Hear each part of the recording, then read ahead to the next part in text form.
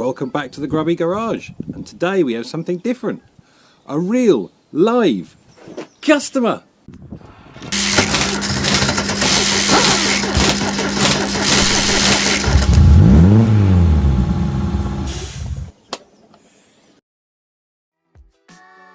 This 2007 Ford Focus diesel belongs to a key worker friend of ours. Unfortunately, she came out to her house, found it wouldn't go, and she called out her local recovery agent, who has diagnosed that it's got an alternator fault. So Matthew and I are going to dig into it and see what we can find. So the magic of opening a Ford bonnet. Put the key in there very carefully.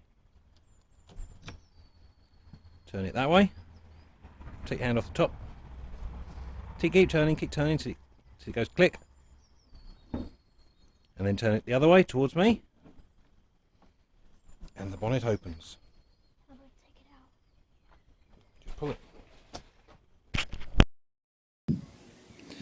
So last night I took the battery off and gave it a full charge so we can put it onto the engine and see what's going on.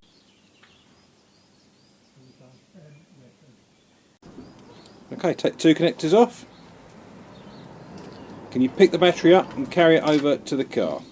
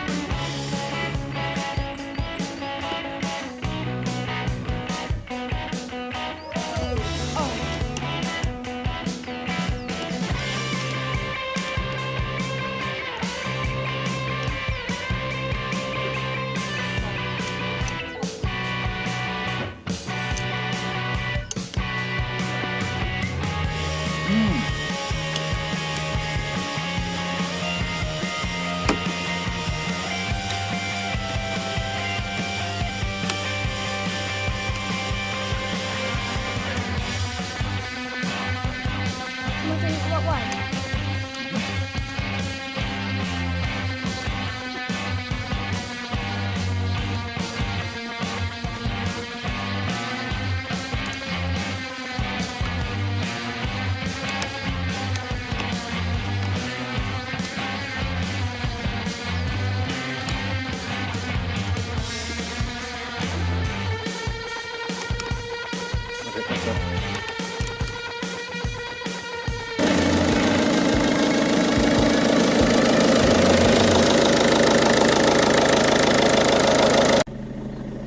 So the engine started okay, but there's a battery charge warning light on the dashboard. Let's plug in the scan module.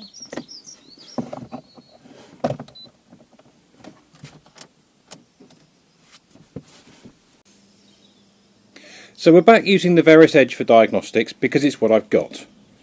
So Matthew, can you press scanner?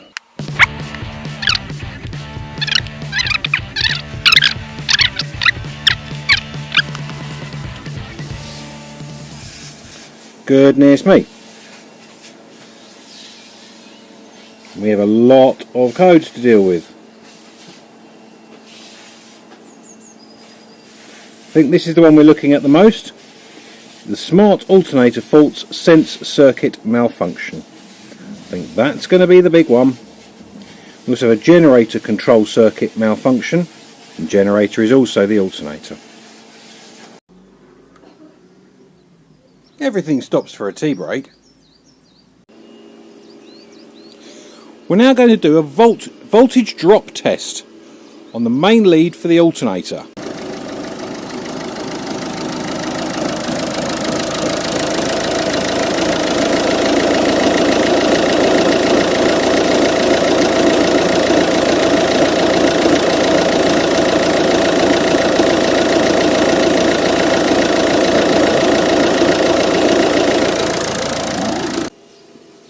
The next thing to check is that it has an ignition live feed.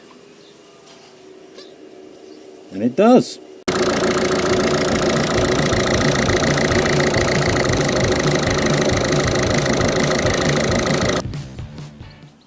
With all the tests carried out, it looks like the alternator is at fault. So we need a new one. What do we do now? Tabassi!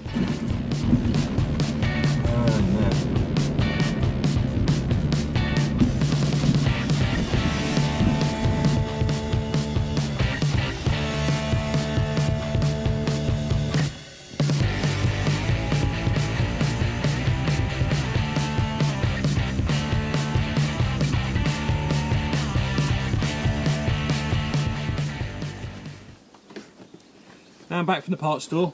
I've got a new drive belt and a new alternator. The alternator is the generator that recharges the battery whilst the engine is running. To make it easier to get to the alternator, we're going to yank out the headlight.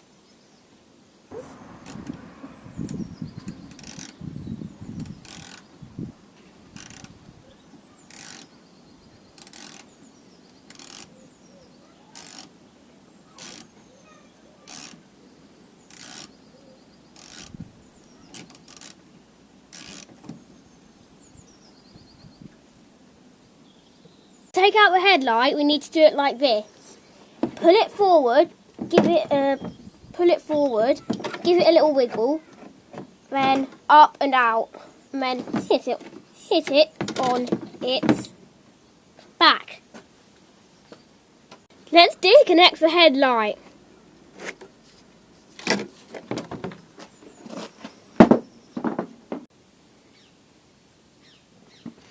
As you can see, there's still a boost pipe in the way, so I'll quickly whip that out and make life easier. And take off the boost pipe.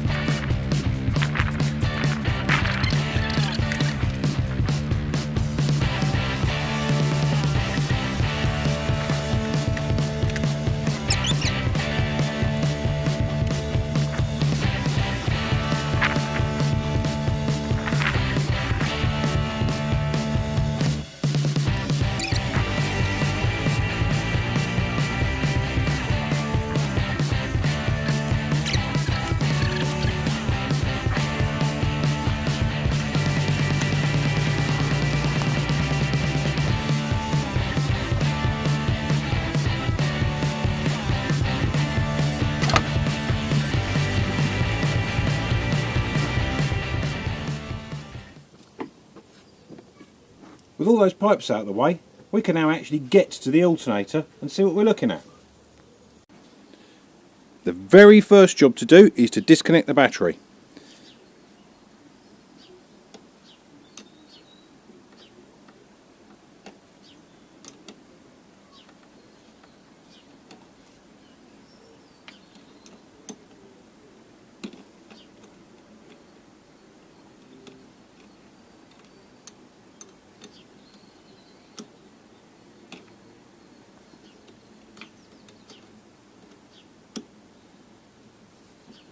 Okay, it should be loose enough. Two hands to lift the... No, don't take the nut off. Just now, the post should be loose.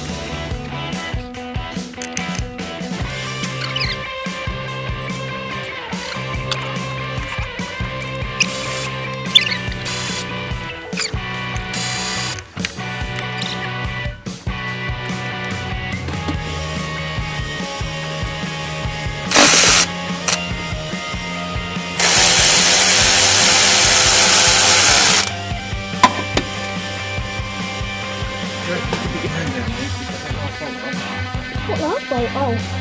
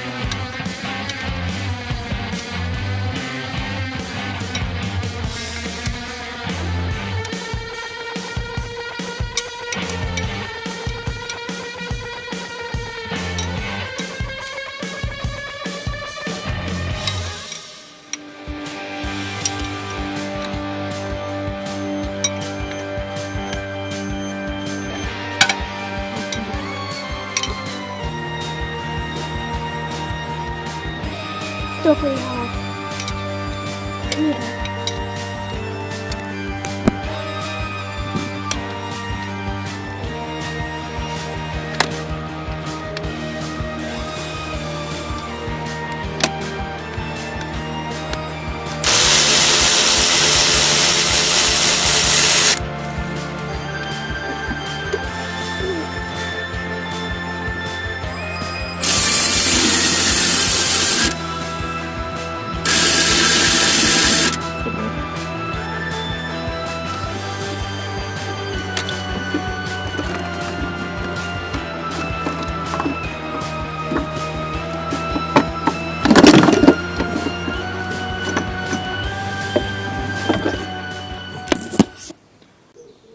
Now we've got the old unit out, we can make sure that it's the same as the new unit. So I've installed the new alternator, and in the truest tradition, installation was the reverse of removal, which means struggling with stubborn bolts, trying to get into places where no human hand ever should, and generally speaking busting knuckles. But it's in, time to refit the belt. As you can see here, we are dodging the fine British weather, which has now decided to change from nice sunshine to pouring rain. Yeah.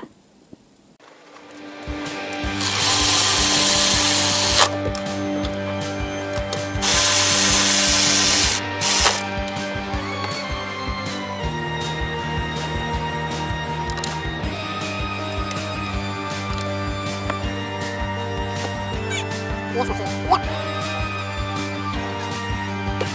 I put the car close to the workshop so I could walk in the job.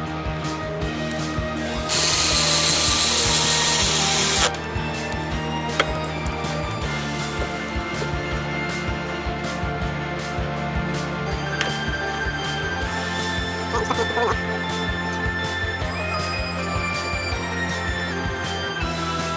No point. Yep, come on.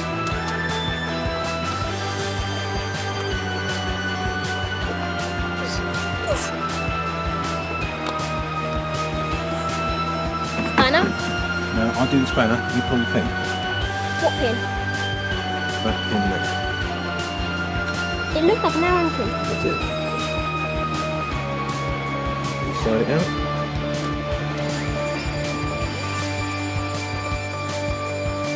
belt tension set.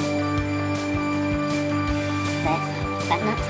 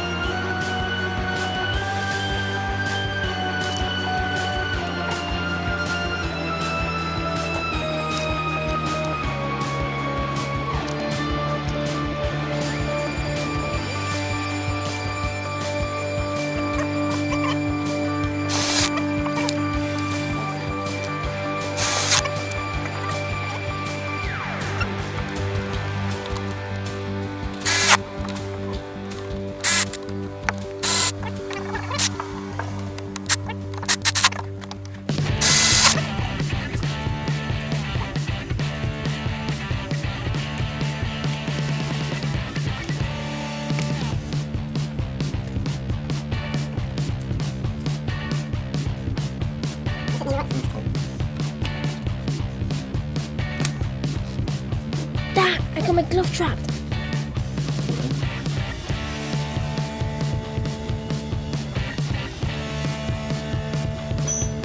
Reconnect the battery.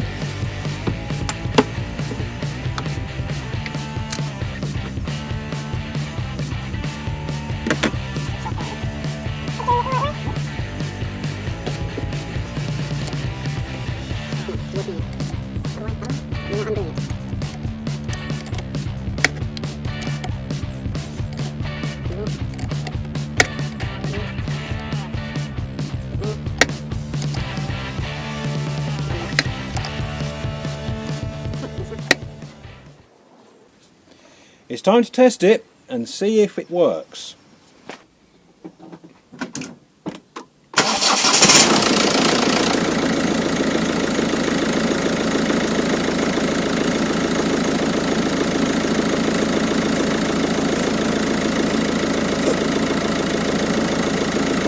I call that a result. Result!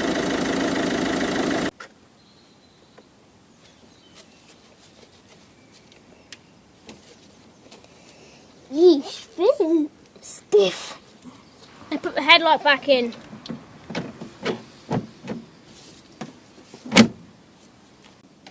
Time to tighten up the bolt and secure it in.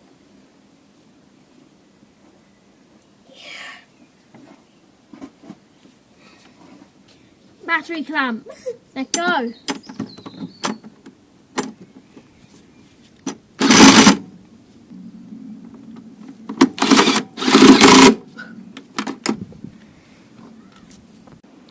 And with that done, I can call the customer, get her to come and pick her car up. She can get on with her important work during this coronavirus lockdown. As always, please make sure to like, subscribe and turn on notifications.